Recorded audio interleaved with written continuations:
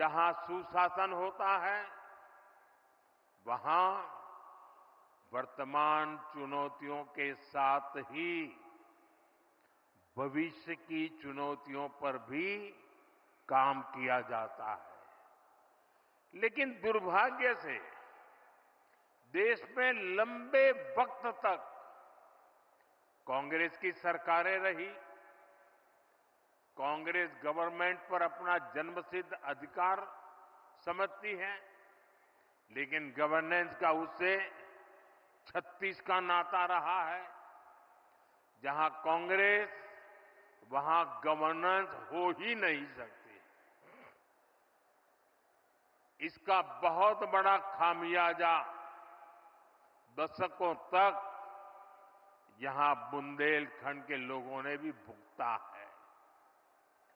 पीढ़ी दर पीढ़ी यहां के किसानों, यहां की माताओं बहनों ने बूंद बूंद पानी के लिए संघर्ष किया।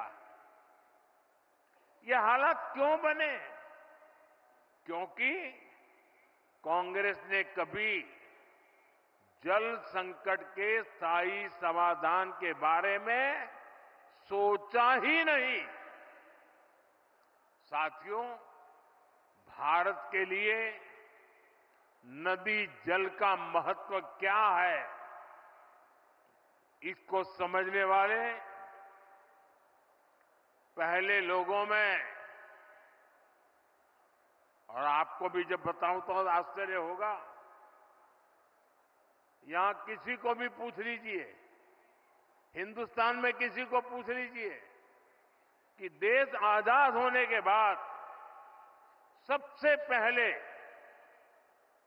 जल शक्ति, पानी का सामर्थ्य, पानी के लिए दूरंदर्शी आयोजन, इसके विषय में किसने सोचा था, किसने काम किया था?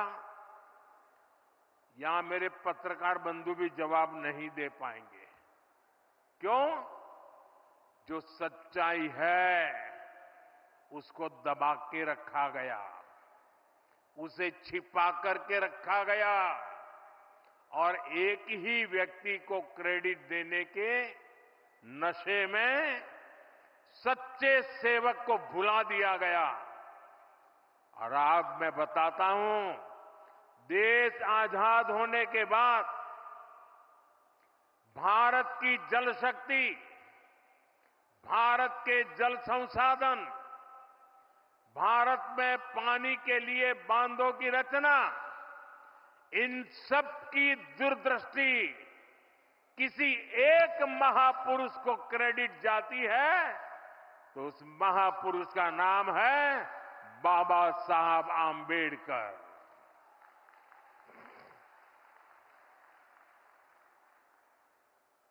भारत में जो बड़ी नदी घाटी परियोजनाएं बनी, इन परियोजनाओं के पीछे डॉक्टर बाबा साहब आंबेडकर का ही विजन था। आज जो केंद्रीय जल आयोग है, इसके पीछे भी डॉक्टर आंबेडकर के ही प्रयास थे। लेकिन कांग्रेस ने कभी जल संरक्षण से जुड़े प्रयासों के लिए, बड़े बांधों के लिए बाबा साहब को श्रेय नहीं दिया, किसी को पता तक नहीं चलने दिया। कांग्रेस इसके प्रति कभी भी गंभीर नहीं रही। आज 7 दशक बाद भी देश के अनेक राज्यों के बीच पानी को लेकर कुछ न कुछ विवाद है।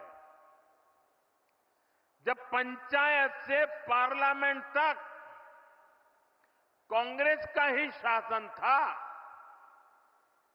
तब ये विवाद आसानी से सुलझ सकते थे। लेकिन कांग्रेस की नीयत खराब थी, इसलिए उसने कभी भी ठोस प्रयास नहीं किए। साथियों, जब देश में अटल जी की सरकार बनी